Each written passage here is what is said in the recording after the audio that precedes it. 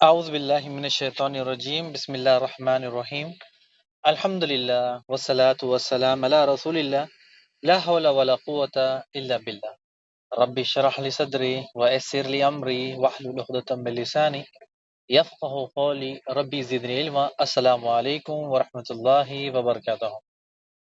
عزت دار بھائی، عزت دار بہنیں، پیارے بچوں، بزرگ ساتھیوں، آپ سب کا استقبال ہے اس ہمارے عقیدہ کلاس نمبر 9 میں۔ اور جس طرح ہم پہلے پڑھتے آ رہے ہیں، یہ عقیدے کا سبجیکٹ دنیا کے تمام سبجیکٹوں سے، تمام لینگویجوں سب سے بہترین، سب سے اعلیٰ، سب سے اونچا ہے۔ یعنی اس عقیدے کا جو ہمارا سبجیکٹ ہے، عقیدے کی کلاس ہے، دنیا میں انسان آخرت میں دنیا میں اور آخرت میں انسان کو رہنمائی کے لیے یہ سبجیکٹ ضروری ہے۔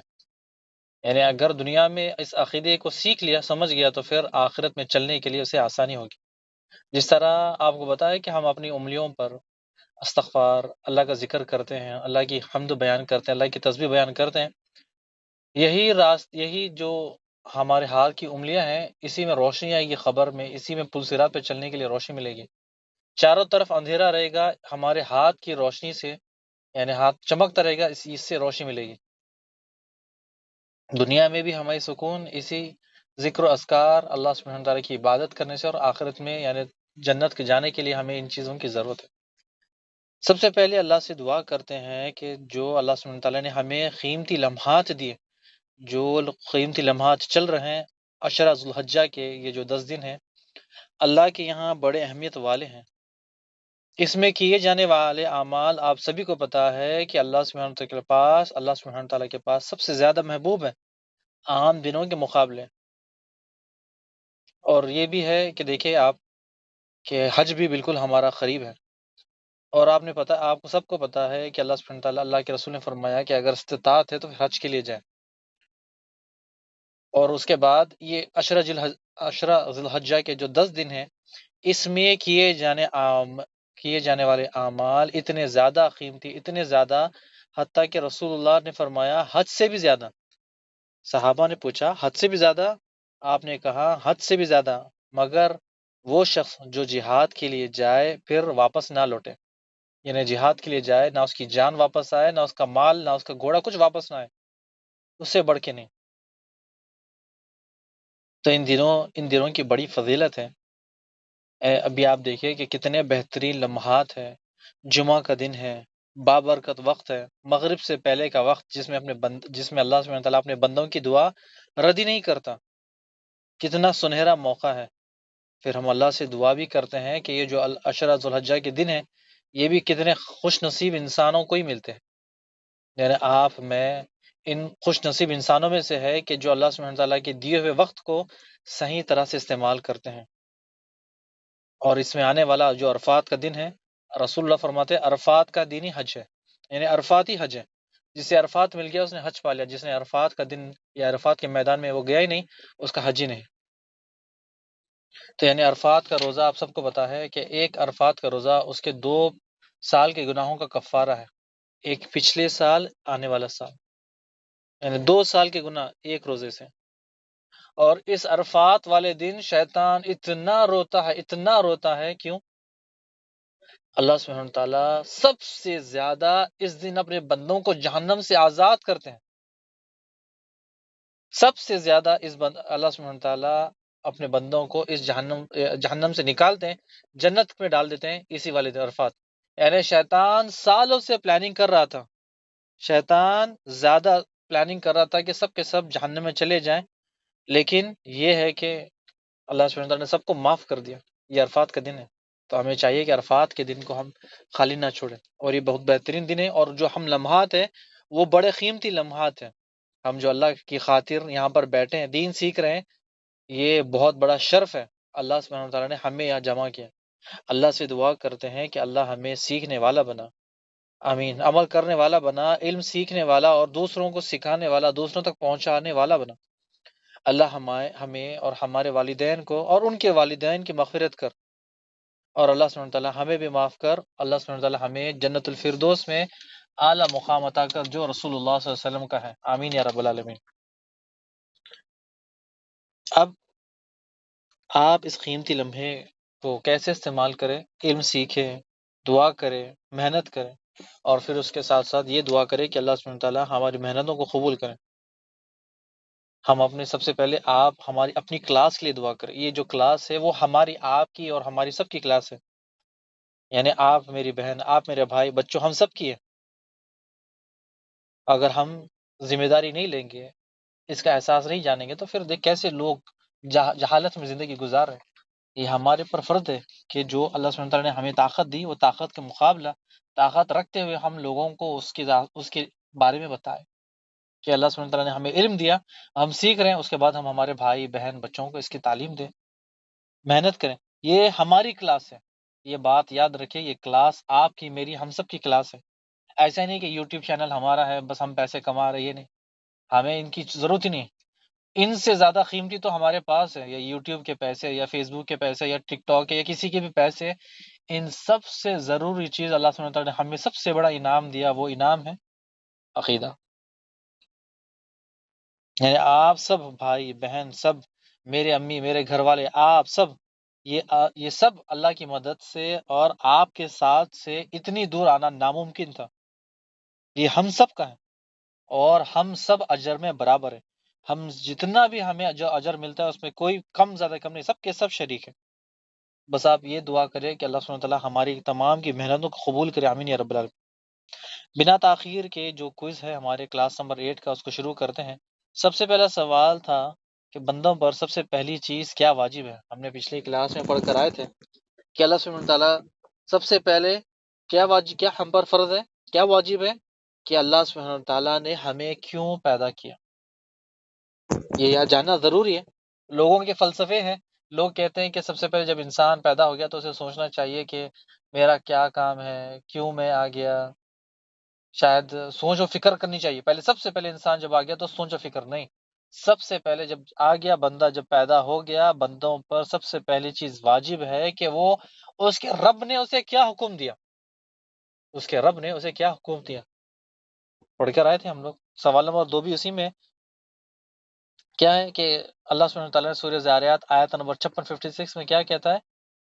وَمَا خَلَقْتُ الْجِنَّ وَالْإِنسَ إِلَّا لِيَعْبُدُونَ۔ ہم نے جن، پہلے جن پیدا ہو گئے تھے، بعد میں انسان ہے، ہم نے جنوں اور انسانوں کو اپنی عبادت کے لیے پیدا کیا۔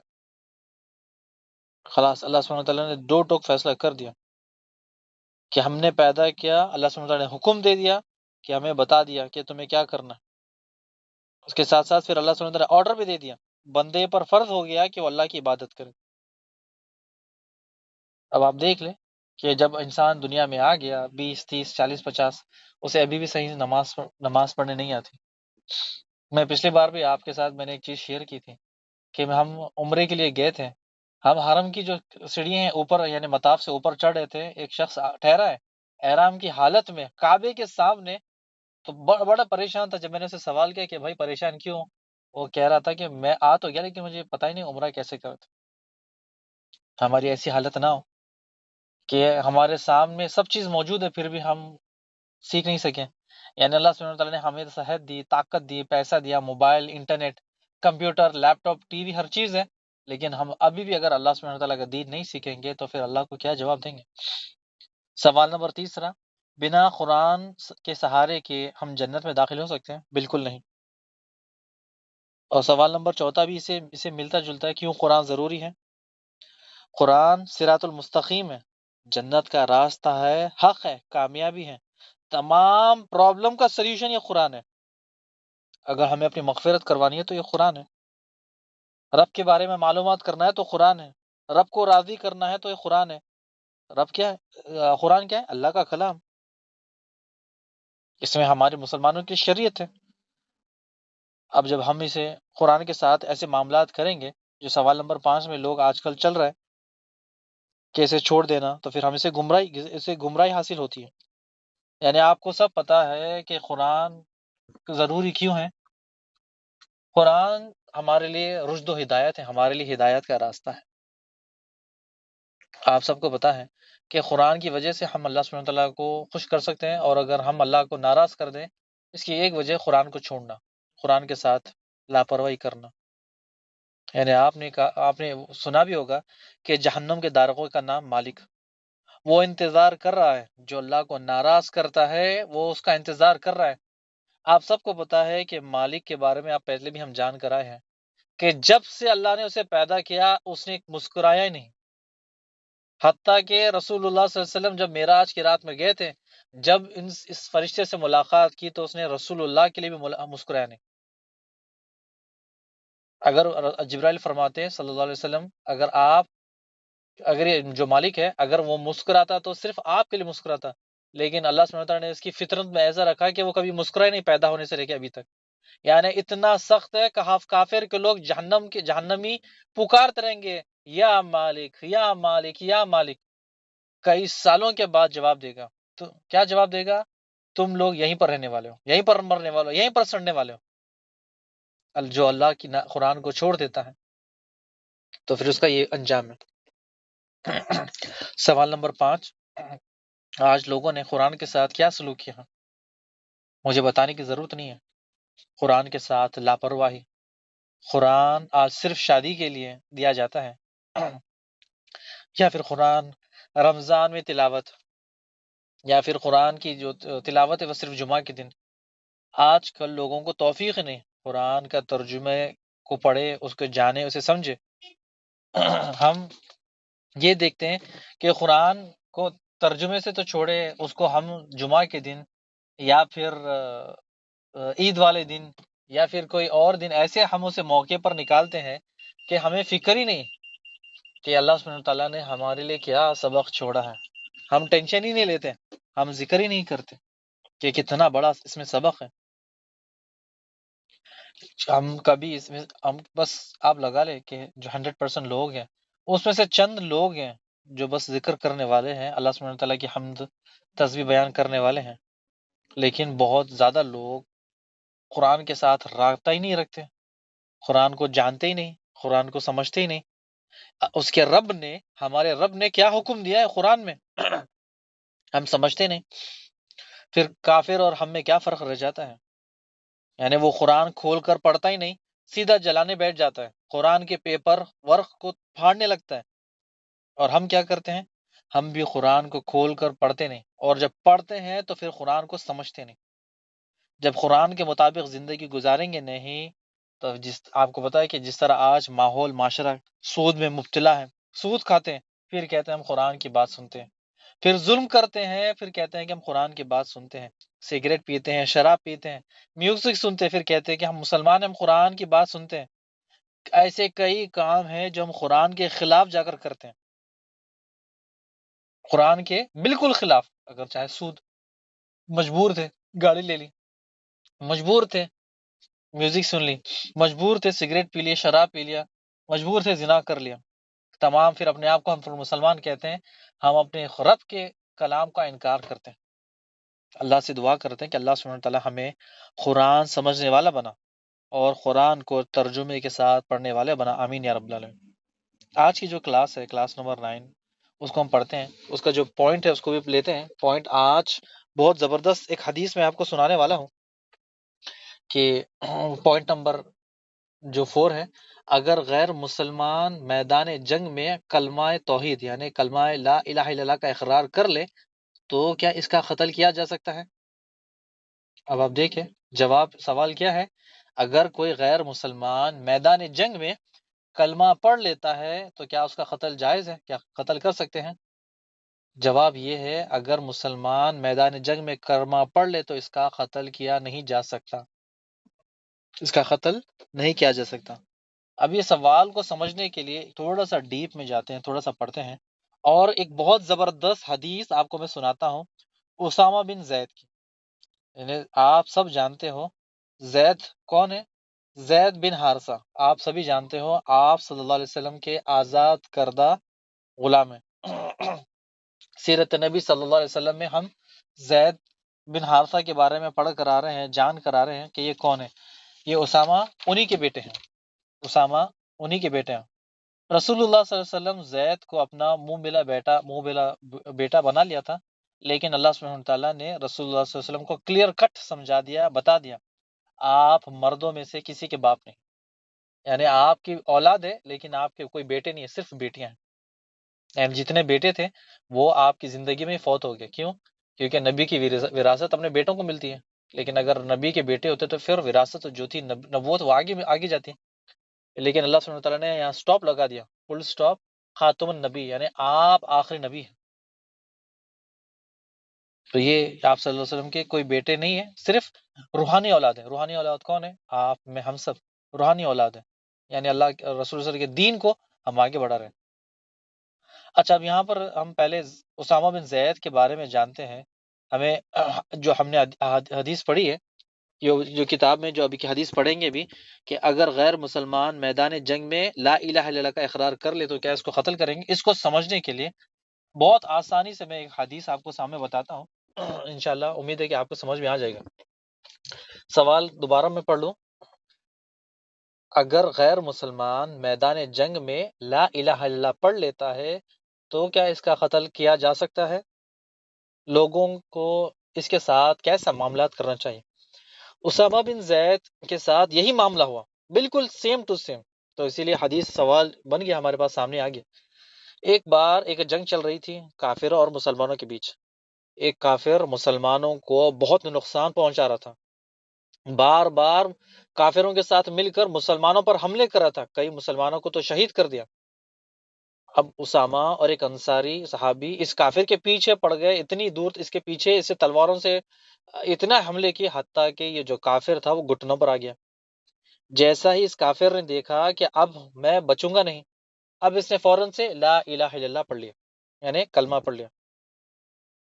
اب اسے پتا تھا کہ اگر میں کہیں شاید سنا بھی ہوگا کہ جب کوئی شخص لا الہ الا اللہ پڑھ لیتا ہے تو پھر مسلمان اس کا کچھ نہیں کرتے.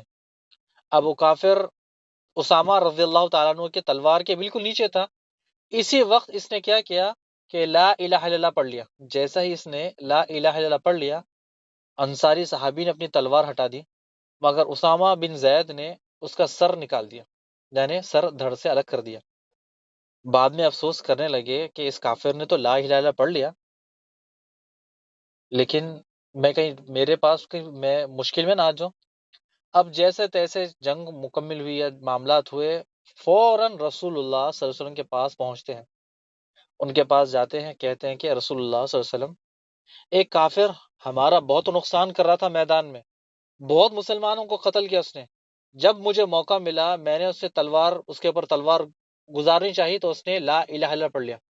پھر بھی میں نے جب اس کا لا الہ الا اللہ پڑھنے کے بعد، سننے کے بعد بھی اس کی گردن میں نے اتار دی. رسول اللہ نے کہا کہ اسامہ تم نے کیا کیا؟ تم نے کیوں اسے قتل کیا؟ اسامہ نے کہا کہ رسول اللہ اس نے ڈر کے مارے، یعنی موت سے بچنے کے لیے لا الہ الا اللہ پڑھ لیا. رسول اللہ نے کہا کہ اسامہ کیا تو نے اس کا دل چیر کر دیکھا تھا کہ وہ ڈر سے یا سچ میں لا الہ الا اللہ پڑھا؟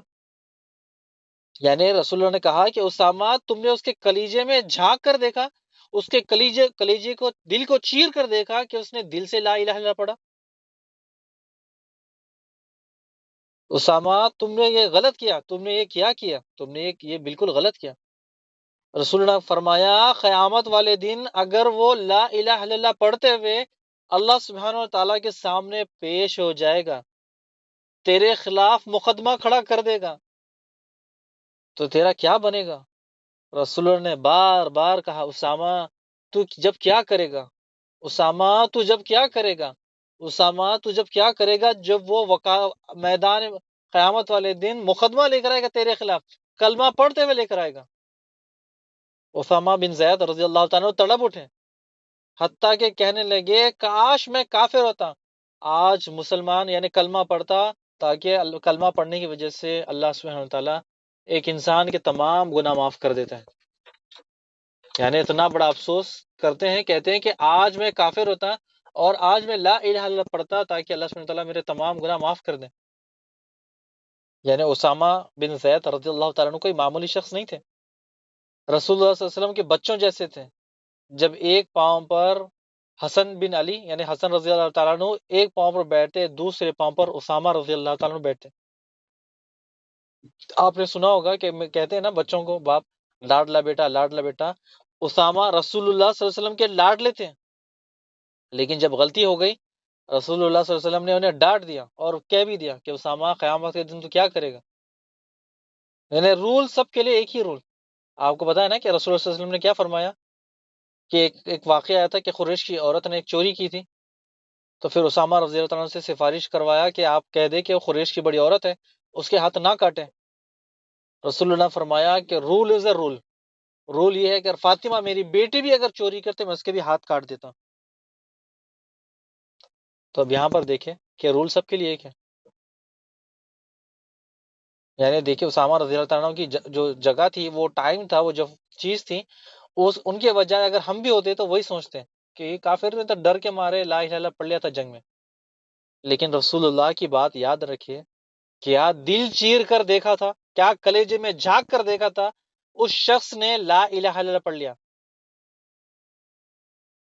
تو جب شخص لا الہ الا اللہ پڑھ لیتا ہے، ہمیں اس کے ساتھ ویسا معاملات کرنا ہوگا جیسے عام مسلمان کے ساتھ ہوتا ہے.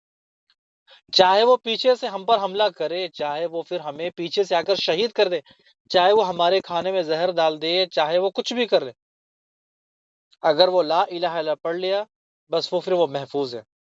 جب اس نے کلمہ پڑھ لیا پھر وہ محفوظ ہے. جیسے رسول اللہ صلی اللہ علیہ وسلم نے فرمایا کہ اگر اس نے لا الہ الا اللہ پڑھ لیا، بس وہ خلاص مسلمان ہے. تو اب وہ مسلمان ہو گیا، چاہے وہ اندر سے کچھ ہے، باہر سے کچھ ہے. تو آپ کو پتا ہے کہ رسول اللہ صلی اللہ علیہ وسلم کے وقت میں منافق تھے. آپ کو پتا تھا کہ یہ اندر سے منافق ہے، لیکن اوپر سے لا الہ الا اللہ پڑھتے، آپ کے ساتھ نمازوں میں رہتے، آپ کے ساتھ جنگوں میں رہتے، آپ کے ساتھ تمام معاملات میں رہتے ہیں. حتیٰ کہ آپ کو پتا بھی ہے عبداللہ بن ابی، ہم انشاءاللہ سیرت میں بھی ان کے بارے میں پڑھیں گے، یہ منافقوں کا سردار تھا عبداللہ بن ابی. یعنی ان کا بیٹا جو عبداللہ ہے، وہ کہتا ہے کہ رسول اللہ اگر آپ کو میرے باپ کا قتل کرنا ہے تو بس مجھے حکم دے دے، میں اپنے باپ کی گردن اتار دوں. یعنی سب کو بتاتا ہے عبداللہ بن ابی منافقوں کا سردار ہے.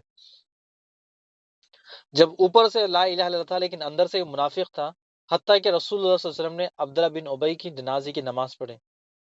لیکن بعد میں اللہ سبحانہ تعالیٰ نے حکم دے دیا، رسول اللہ صلی اللہ علیہ وسلم آج کے بعد آپ کسی منافق کی جنازے کی نماز نہیں پڑھیں گے. یعنی آج کے بعد کوئی کافر کی آپ نماز نہیں پڑھیں گے. اس حدیث سے مطلب ہمیں پتہ چلتا ہے، اور امید ہے کہ اس حدیث کا مطلب آپ سبھی سمجھ گئے ہوں گے. یعنی جنگ کے موقع پر اسلام کا کیا نظریہ ہے کافر کے بارے میں. اگر کوئی کافر لا الہ الا اللہ پڑھ لیتا ہے جنگ کے دوران، تو پھر ہمیں کیا کرنا ہے؟ اسے مسلمان سمجھنا ہے. اس کا کیسا بھی حال ہو، اس نے چاہے دل سے پڑھا ہو یا پھر زبان سے پڑھا ہو، سچ میں پڑھا ہو یا پھر جھوٹ میں پڑھا ہو، اس کا معاملہ اللہ کے ساتھ ہے. رسول اللہ نے ہمیں بتا دیا ہے کہ ہم ظاہری اعمال کو دیکھیں گے کہ وہ کیا پڑھ رہا ہے، وہ لا الہ الا اللہ پڑھ رہا ہے، اس کا مطلب ہمیں اس کا دل چاکنا نہیں ہے، ہمیں اس کا دل چیرنا نہیں ہے، ہمیں ضرورت نہیں ہے، ہمیں اس کے پیچھے پیچھے جانا نہیں ہے، ہمیں کوشش نہیں کرنی کہ اس کا دل ٹٹولے، ہمیں ٹو نہیں لگانے. یعنی اسامہ رضی اللہ تعالیٰ کا معاملہ بالکل آپ کے سامنے ہے. ہو سکتا ہے کچھ لوگ ایسے ہوتے ہیں کہ تلوار کے ڈر سے کر لیتے ہیں، جس طرح اسامہ رضی اللہ تعالیٰ کے سامنے ہوا کہ تلوار کے ڈر سے اس نے لا الہ الا اللہ پڑھ لیا. لیکن آج بھی ایسے لوگ ہیں جو پیسوں کی خاطر یا پھر اور کوئی بہانے سے لا الہ الا اللہ پڑھ لیتے ہیں. ہم اسے مسلمان ہی سمجھیں گے، لیکن اسلام کی قانون کی شریعت میں اسلامی قانون میں ہمیں کلیئر کر دیا کہ جنگ میں کسی مسلمان کا ہمیں قتل کرنا نہیں ہے. یعنی وہ لا الہ پڑھتا ہے، وہ مسلمان ہے. لیکن اگر وہ کوئی شخص ظاہری ہے لیکن پیسوں کی خاطر اس نے اسلام قبول کر دیا، کسی سے شادی کرنے کی خاطر یا اس نے اسلام قبول کر لیا، کوئی بہانے سے اس نے اسلام قبول کر لیا، اس کے دل کے معاملات اللہ ہی جانتا ہے. وہ سچ میں ہے یا جھوٹ میں ہے یہ اللہ ہی جانتا ہے. ہمیں اس کے پیچھے ٹو لگانے کی ضرورت نہیں ہے. یعنی بعض وقت کوئی لا الہ الا اللہ پڑھ لیتا ہے، پڑھنے کے ساتھ ساتھ منافق جیسا ہوتا ہے. یعنی مسلمانوں کے ساتھ غداری کرتا ہے، مسلمانوں کو جھوٹ بولتا ہے، سامنے کچھ ہے اور پیچھے کچھ ہے، سامنے نماز پڑھتا ہے اور پیچھے مسلمانوں کا نقصان کرتا ہے. تو ایسے جھوٹے مسلمان کو پکڑنا ہوگا. یہ حکمران کا کام ہے کہ ایسے جھوٹے مسلمان کو پکڑے اور اس کے ساتھ جو معاملات اسلامی شریعت نے طے کیے وہ کرے اس کے ساتھ. میں نے آج دیکھ لیں کہ آپ کو میں بھی بتا کر آیا کہ کافر شخص ہے، لا الہ الا اللہ پڑھ لیتا ہے. آپ کہتے ہو کہ ٹھیک ہے جنگ کے دوران اس نے لا الہ الا اللہ پڑھ لیا، ہم جنگ میں اسے چھوڑتے ہیں اور آگے بڑھتے ہیں اور پیچھے سے آ کر ہم پہ حملہ کر دیتے ہیں اور ہمیں شہید کر دیتے ہیں. یعنی پیچھے سے آتا ہے، ایک نہیں 10 مسلمانوں کو شہید کرتے ہیں، کھانوں میں زہر ملا دیتا ہے، کچھ کر دیتا ہے۔ لیکن یہ ہے کہ آپ کو اپنا قدم آگے بڑھانا نہیں ہے، آپ کو اس کا دل چیرنا نہیں ہے، آپ کو اس کے دل میں جھانکنا نہیں ہے۔ آپ کو یہ دیکھنا ہے کہ ظاہری اس نے لا الہ الا اللہ پڑھ لیا، اس نے اپنا نقصان کر لیا۔ اگر وہ لا الہ الا اللہ پڑھتا ہے، مسلمانوں کو نقصان کرتا ہے، تو یہ آپ کے لیے شہید ہے، یہ آپ کے لیے شہادت ہے، اور آپ سیدھا جنت میں چلے جاؤ گے ختم۔ یہی تو ہمیں چاہیے، یعنی مسلمان کو کیا چاہیے؟ جنت، اور جنت آسانی سے مل کے ختم۔ چاہے وہ ہمارا گلا کاٹے، پیچھے سے چاقو مارے، یا ہمارے کھانے میں زہر ملا، یا پھر کوئی نقصان پہنچائے، مسلمانوں کی ایک ہی چاہت ہے جنت، اور ہمیں جنت مل کے ختم۔ لیکن یہ ہے کہ ہم جب وہ لا الہ الا اللہ پڑھ لیتا ہے، چاہے سچ میں جھوٹ میں، ہمیں اس کی ٹو نہیں لگانی، اس کے پیچھے پیچھے نہیں کرنا، اس کے پیچھے نہیں لگنا ہے۔ پڑھ لیتا ہے پیسوں کی خاطر، یا جس طرح سے بھی ہم ایسے معاملات کریں گے جس طرح مسلمانوں کا ہے۔ اس حدیث سے ہمیں پتہ چل گیا کہ لوگوں کو ان کے ظاہری اعمال کے ساتھ معاملہ کریں گے۔ اگر وہ لا الہ الا اللہ پڑھ لیتا ہے تو پھر ہم اس کے جنازے کی نماز ہی پڑھیں گے۔ اگر وہ لا الہ الا اللہ پڑھ لیتا ہے تو پھر وہ مسلمان ہے، اسے مسلمانوں کے قبرستان میں دفنائیں گے۔ اگر وہ لا الہ الا اللہ پڑھ لیتا ہے تو ہم اس کے لیے بخشش کی دعا کریں گے۔ ہم اس کے دلی اعمال کا پتہ کرنے کی کوشش نہیں کریں گے، ہم اس کا دل نہیں ٹٹولیں گے۔ ہمیں شریعت اسلام اس کی اجازت نہیں دیتا۔ اگر کوئی لا الہ الا اللہ پڑھ لیتا ہے تو پھر وہ مسلمان ہے، ہمیں ضرورت نہیں ہے کہ اس کے پیچھے پیچھے جائے، اس کو پیچھے پیچھے اس کی باتیں کرے۔ اس حدیث میں ہمیں جو اسامہ بن زید رضی اللہ تعالیٰ عنہ کا اس میں بہت بڑا سبق بھی ہے کہ ہم مسلمان کو، یعنی آج لوگ دیکھیں کہ لا الہ الا اللہ پڑھنے کے بعد بھی لوگوں کو کفر کا فتویٰ لگاتے ہیں، کہ اگر آپ دیکھیں کوئی اپنے آپ کو مسلمان کہتا ہے، چلو بدعتی ہے، یا پھر کوئی ہے، وہ سیدھا کہہ دیتے یہ تو کافر ہے۔ ہم پہ یعنی شریعت ہمیں اجازت نہیں دیتی کہ آپ انہیں کافر کہیں، آپ ان کو یہ کہیں، آپ ان کو وہ نہیں کہیں، آپ ان کی نیتوں کو نہیں ٹٹولیں۔ آپ صلی اللہ علیہ وسلم نے منافق کے سے بھی معاملات کیا، منافقوں کے ساتھ بھی معاملات کیا، آپ نے ٹٹولا نہیں۔ اور اس کے ساتھ ساتھ یہ ہے کہ رسول اللہ صلی اللہ علیہ وسلم نے ہمیں فرما بھی دیا کہ مسلمان کو قتل نہ کرے، اپنے ہاتھ وہاں پر روک لے، یعنی اپنے ہاتھ کو پوری طرح سے قابو میں رکھے۔ اور خالد بن ولید رضی اللہ تعالیٰ عنہ کہا کرتے تھے، کتنے نمازی ایسے ہیں جو زبان سے ایسی باتیں کہتے ہیں جو ان کے دل میں نہیں ہے۔ تو نبی صلی اللہ علیہ وسلم نے فرمایا، مجھے لوگوں کے دل کھولنے اور پیٹ چیر کر پھاڑ کر، یعنی پیٹ چیر کر پھاڑنے کا حکم نہیں دیا کہ میں ٹٹولوں اس کے اندر جا کر، جس طرح عبداللہ ابن ابی منافقوں کا سردار، اگر وہ ظاہری لا الہ الا پڑھتا تو تھا، لیکن مسلمانوں کے ساتھ نماز بھی پڑھتا، روزے یعنی روزے رکھنے کی وہ بھی کرتا، اور جنگوں میں بھی رہتا، لیکن اندر سے منافق تھا۔ لیکن رسول صلی اللہ علیہ وسلم نے اس کے جنازے کی نماز پڑھی، لیکن بعد میں اللہ سبحانہ تعالیٰ نے بتا دیا۔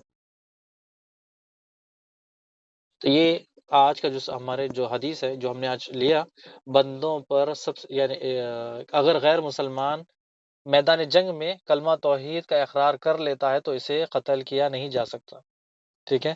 اور آج 4 پوائنٹ لیے، یعنی ابھی تک تو ہم نے ابھی بہت توحید کی جو کلاس ہے، ہماری عقیدہ کی کلاس ہے، وہ بہت ہم سلو ڈیٹیل سے جا رہے ہیں کہ سب سے پہلے ہم نے جانا تھا کہ توحید کا کیا معنی مفہوم ہے، پھر اس کے بعد عقیدہ توحید کے دنیا و آخرت میں کیا فائدے ہیں، تیسرا بندوں پر سب سے پہلا کون سی چیز واجب ہے، اور چوتھا اگر غیر مسلمان میدان جنگ میں کلمہ توحید کا اقرار کر لیتا ہے تو کیا اسے قتل کیا جا سکتا ہے۔